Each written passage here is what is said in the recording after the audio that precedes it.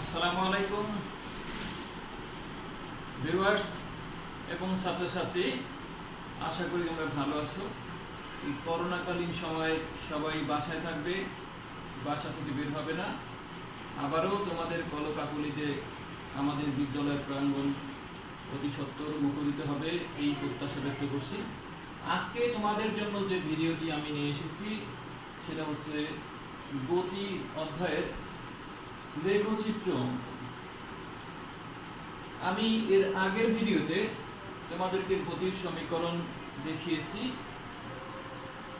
তো সেই গতির সমীকরণের সাহায্যে আমরা বেগ, ত্বরণ, সময়, সরণ ইত্যাদি বিষয়গুলো বের করব। পরবর্তী ভিডিওতে আমরা সেটা প্রয়োগ করব। আজকে আমরা প্রথমে যেটা করব, দূরত্ব সময় লেখচিত্র থেকে বেগ নির্ণয় করা। তো দূরত্ব সময় লেখচিত্রটা কি সেটা জানা দরকার। যে কোনো গতিশীল বস্তু যখন সুষম বেগে চলে, আমি আবার বলছি, যখন কোনো গতিশীল বস্তু সুষম বেগে চলে তখন বস্তুটি একই দিকে নির্দিষ্ট সময় পর পর বা প্রতি সেকেন্ডে সমান দূরত্ব অতিক্রম করে, এবং যখন সমান দূরত্ব অতিক্রম করবে তখনই সুষম বেগ হবে। তো সুষম বেগের জন্য তোমার সময়কে এক্স অক্ষ বরাবর এবং দূরত্বকে ওয়াই অক্ষ বরাবর স্থাপন করলে মূল বিন্দুগামী একটা সরল রেখা পাওয়া যাবে। এটা ডাটাটা দেওয়া থাকলে এখানে তোমাদের বুঝতে আরো সুবিধা হবে। তোমরা গ্রাফ পেপার নিয়ে বিভিন্ন সালে প্রশ্ন এসেছে, সেই প্রশ্নের যে মানগুলো অর্থাৎ ডাটাগুলো তোমরা বসিয়ে এক্স অক্ষ বরাবর সময়, ওয়াই অক্ষ বরাবর দূরত্ব বসালে মূলবিন্দুগামী একটা সরল রেখা পাবে। এই সরল রেখাকে বলা হয় দূরত্ব সময় লেখচিত্র। এই সরল রেখাটাকে দূরত্ব সময় লেখচিত্র বলা হয়। এবং এই রেখার উপরে যে কোনো জায়গায় একটা বিন্দু আমি নিয়েছি পি। এই পি বিন্দু থেকে এক্স অক্ষের উপরে একটা লম্ব অঙ্কন করেছি। পি লম্ব অঙ্কন করেছি, পি এম লম্ব অঙ্কন করেছি। এবার এই এক্স অক্ষের সাথে এই সরল রেখাটা যে কোণ উৎপন্ন করে তার ট্যানজেন্ট নিলে যা হয় তাকে বলা হয় রেখাটার ঢাল। ঢাল কাকে বলে? ঢাল হচ্ছে যে কোনো সরল রেখা এক্স অক্ষের সাথে যে কোণ উৎপন্ন করে, এখানে কোণ উৎপন্ন করেছে থিটা, এইটা ট্যানজেন্ট নিলে মানে ট্যান থিটা, এটাই হবে এটাকে ঢাল। এটাকে এম দ্বারা প্রকাশ করা হয়। তাহলে আমরা বলতে পারি এই যে ওপি সরলরেখার ঢাল এম সমান ট্যান থিটা। তোমরা ত্রিকোণমিতিতে করেছো ট্যান থিটা সমান লম্ব বাই ভূমি। এখানে লম্ব হচ্ছে পিএম আর ভূমি হচ্ছে ওএম। আমরা লিখেছি পিএম বাই ওএম।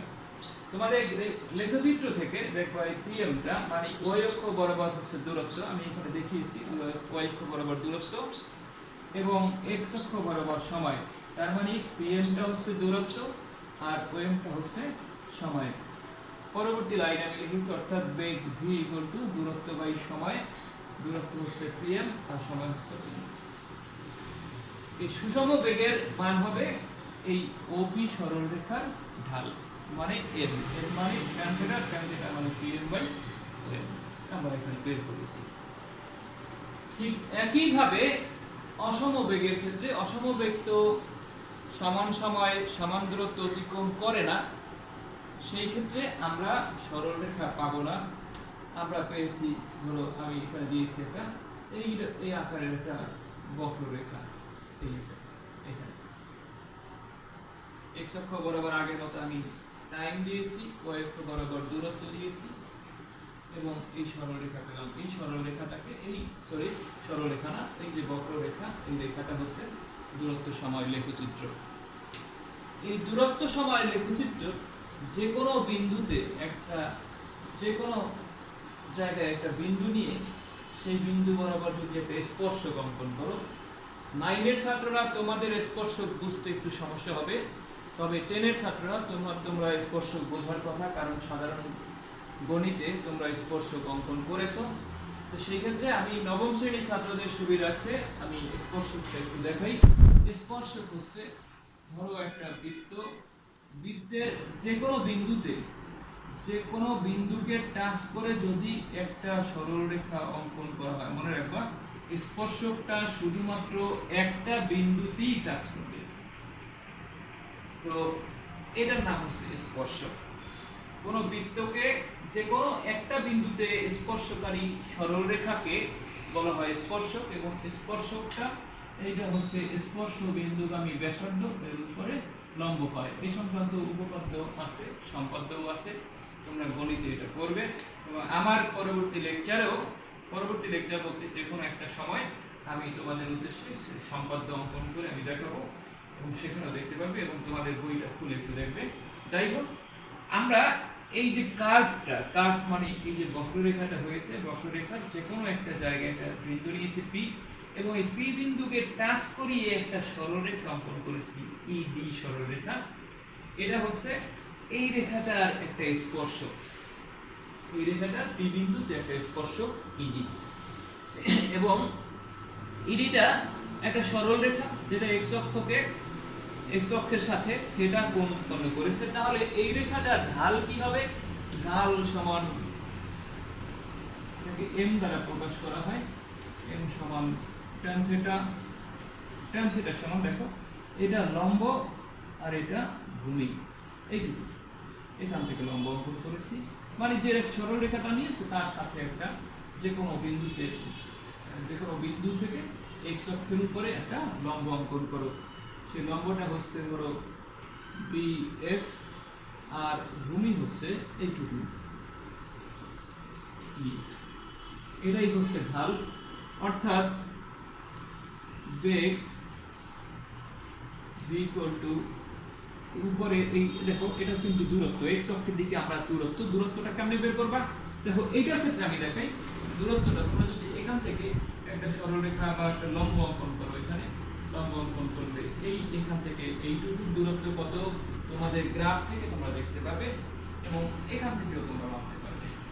ঠিক একইভাবে তুমি যদি এখান থেকে একটা লম্ব অঙ্কন করো এবং এই রেখাটাকে এখানে করে দাও, তাহলে এইটুকু মানে এখানে যে এটা হবে, এখান থেকে এইটুকুই হবে দূরত্ব, বা এটাকে যদি তুমি এখানে নিয়ে আসো তাহলেও সমস্যা নেই।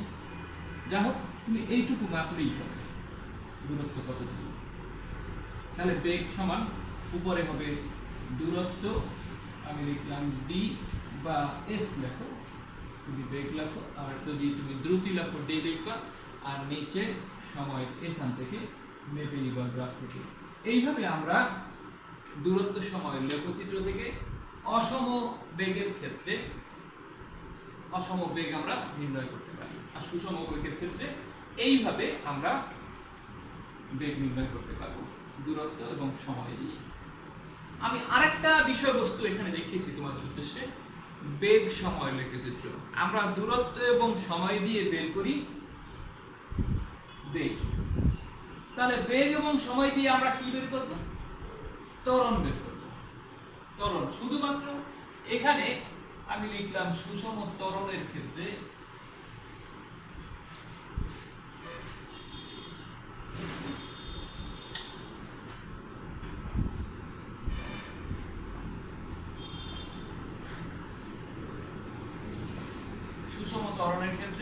কিরকম হবে? এই দূরত্বের জায়গায় শুধু আমি বেগ বসাবো। তাহলে একদিকে সময় আর একদিকে বেগ বসালে পরে যদি সুষম বেগ হয়, সুষম বেগ না মানে বেগ বৃদ্ধির হারটা যদি সমান হয়, যদি বেগ বৃদ্ধির হার সমান হয় তাহলে আমরা একটা সরল রেখা পাবো। বেগ বৃদ্ধির হার যদি সমান হয় তাহলে আমরা একটা সরল রেখা পাবো, এবং এই সরল রেখাটাকে বলা হয় বেগ সময়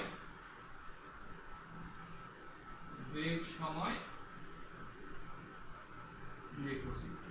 ঠিক আগের মতো, আগে মানে সুষম বেগের ক্ষেত্রে আমরা যে দূরত্ব সময় লেখচিত্র অঙ্কন করেছি, এখানে দূরত্ব সময় লেখচিত্র না হয়ে হবে বেগ সময় লেখচিত্র।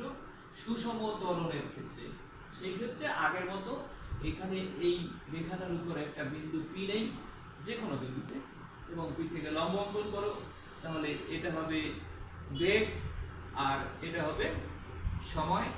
ঠিক একইভাবে আমি লিখব ওপি রেখার ঢাল m সমান tan থিটা বা equal to pm by om, অর্থাৎ এখানে শুধুমাত্র বেগ না লিখে আমি ত্বরণ লিখব। ত্বরণ ইকুয়াল, এখানে দূরত্বের পরিবর্তে বেগ হবে v আর নিচে সময়। তার মানে তুমি লিখবা ত্বরণের মান হবে, সুষম ত্বরণের মান হবে ওপি রেখার ঢাল। ঠিক একইভাবে তুমি এটাকে অসম ত্বরণের ক্ষেত্রে করতে পারো। অসম ত্বরণের ক্ষেত্রে এই দূরত্বের জায়গায় এখানে আমি বেগ দিয়ে দিলাম, বাকি সব ঠিক আছে। এখানে এইটা হবে কি বেগ আর এটা সময়। তার মানে ঢাল সমান সমান ঢাল m equal to tan theta, tan theta মানে লম্ব বাই ভূমি, মানে ত্বরণ